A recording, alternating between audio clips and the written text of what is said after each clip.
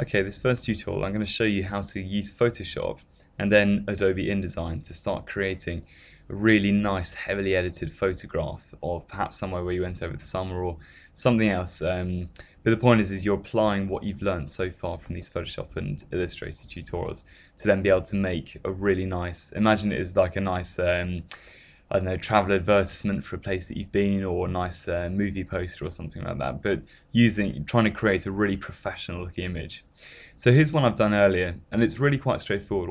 All that I've done is I've had an original image, which you can see I've done some quite heavy editing on. I've just knocked back the yellow colours a little bit and the reds, and I've enhanced the blues a bit more, and I've darkened the shadows, and I've increased the highlights a little bit, and I've also added this slight fading dark just border around the edge, and that's called a vignette, which you get from some types of cameras.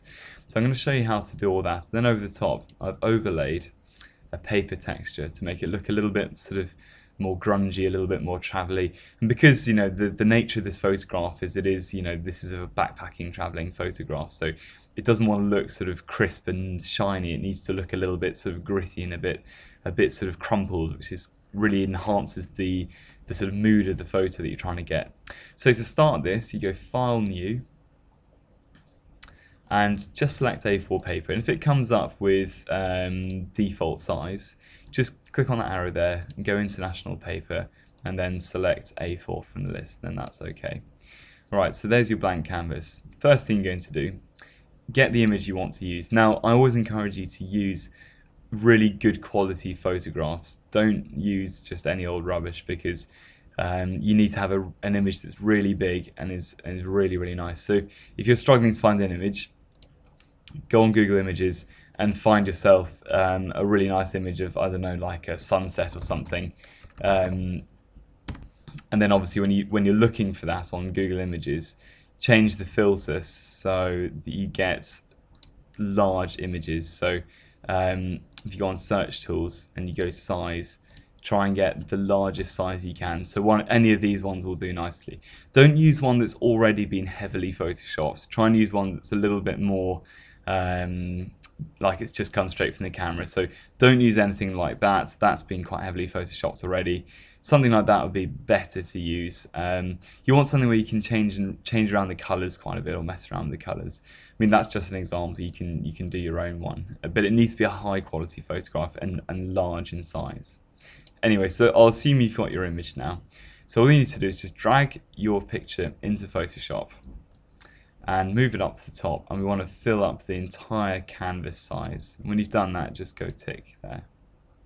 Okay, now at the moment you can see we've got this kind of weird border around the preview there. So what I'm going to do is right click over where it says original and just go rasterize layer, and there we are. Now the first thing to do is to start editing your image. We want to do that before we've got any textures on there.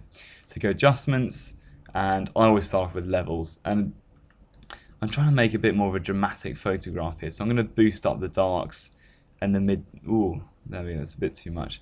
Boost up the midtones a bit, and maybe just to increase the contrast, just boost the lights a little bit like that. And for the time being, that's probably okay.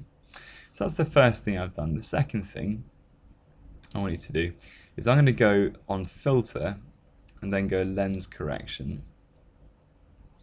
Now what we're going to do here is we're going to add that sort of vignette effect I told you about, so over the borders of the image. So go custom, and we've got a little border here which just says vignette. So if you have a play around with this, you'll notice if you drag it to the right, it lightens the corners. If you drag it to the left, it darkens the corners. And that's more true for what you get from a camera. Don't overdo it though, that's probably a little bit too much there. I mean, you can go really crazy and knock back the midpoint, so you've just got that kind of effect, but that's too much. So it's almost as though the photo is taken through a tiny little pinhole or something.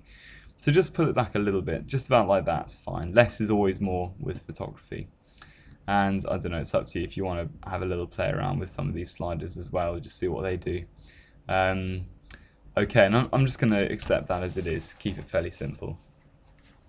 Alright, so our image, we're getting there now, it's starting to look a little bit more edited. So it's still looking a little bit too bright and colourful for my liking. I want to try and make it a bit more moody. So to do that, I'm just going to go adjustments and go hue and saturation. Now, In master, if you drag the slider down, obviously it takes it right back to being black and white. Whereas if you select your individual colours, which I can do here, so see, knock that back, it just knocks out all the reds there. So just have a go, just have a little play around with doing that. I want to keep the yellows and the blues. I'm just going to knock back everything else. You might want, don't knock it back completely, but just have it so it's just like that. It's really nice. And I might even boost the yellows a little bit, just enhance them a bit more. And I don't know, it might take the blues back a little bit. They're a bit, that might be a bit better like that. Okay, I'm going to accept that. Good. Now the last stage, so I want to bring that nice paper texture. So in Google Images, type in paper texture on here, and just go images. And on here you'll see we've got loads and loads and loads of different paper textures there. The more kind of crumpled up, the better, really. Ones like that are too smooth. You want to get one that's got lots and lots of crumples all over it, which makes a much nicer effect. When you've got that, save it to your folder, and then just as we did with the image, get the paper texture, drag it in, and it'll come into a new layer. And then increase the size just so it fills the whole image there. And again, go rasterize layer. Now, at the moment, this has blocked out our image completely. So what you're going to do is click on normal and go multiply. And there you go, and suddenly you've got that lovely effect over the image, and it just creates that really grungy effect of the photo, as though it's been a photo that's been crumpled up in your pocket for years, and you've just pulled it out. If you've got to that point, well done. And then go on to the next video. I'm going to show you what to do in InDesign then to turn this into a poster.